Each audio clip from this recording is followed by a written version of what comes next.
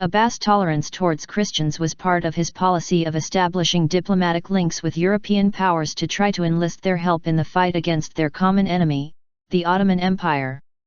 The idea of such an anti-Ottoman alliance was not a new one. Over a century before, Uzun Hassan, then ruler of part of Iran, had asked the Venetians for military aid, but none of the Safavids had made diplomatic overtures to Europe, and Abbas' attitude was in marked contrast to that of his grandfather, Tahmasp I, who had expelled the English traveller Anthony Jenkinson from his court on hearing he was a Christian. For his part, Abbas declared that he preferred the dust from the shoe soles of the lowest Christian to the highest Ottoman personage. In 1599, Abbas sent his first diplomatic mission to Europe. The group crossed the Caspian Sea and spent the winter in Moscow, before proceeding through Norway, Germany, where it was received by Emperor Rudolf II, to Rome, where Pope Clement VIII gave the travelers a long audience. They finally arrived at the court of Philip III of Spain in 1602. Although the expedition never managed to return to Iran, being shipwrecked on the journey around Africa, it marked an important new step in contacts between Iran and Europe, and Europeans began to be fascinated by the Iranians and their culture. Shakespeare's 1601 Twelfth Night, for example, makes two references, at II.5 and III.4, to the Sophy, then the English term for the Shahs of Iran. Henceforward, the number of diplomatic missions to and fro greatly increased. The Shah had set great store on an alliance with Spain, the chief opponent of the Ottomans in Europe. Abbas offered trading rights and the chance to preach Christianity in Iran in return for help against the Ottomans. But the stumbling block of Hormuz remained, a vassal kingdom which had fallen into Spanish Habsburgs' hands when the King of Spain inherited the throne of Portugal in 1580.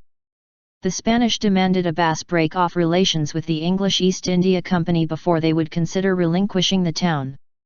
Abbas was unable to comply.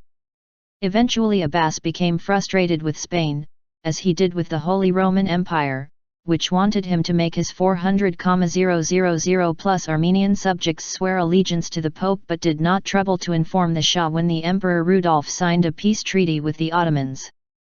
Contacts with the Pope, Poland, and Moscow were no more fruitful. More came of Abbas' contacts with the English, although England had little interest in fighting against the Ottomans. The Shirley brothers arrived in 1598 and helped reorganize the Iranian army.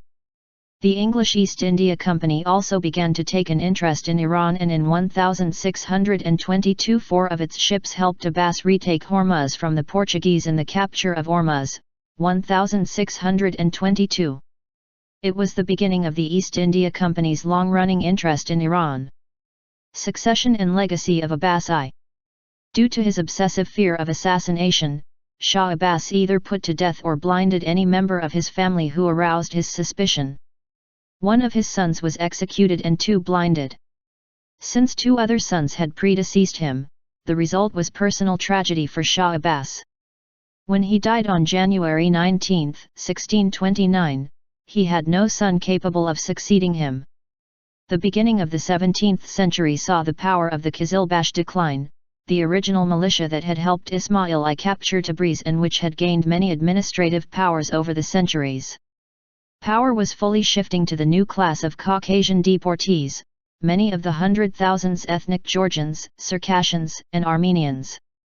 At its zenith, during the long reign of Shah Abbas I, the empire's reach comprised Iran, Iraq, Armenia, Azerbaijan, Georgia, Dagestan, Kabardino-Balkaria, Bahrain, and parts of Turkmenistan, Uzbekistan, Afghanistan, Pakistan, and Turkey.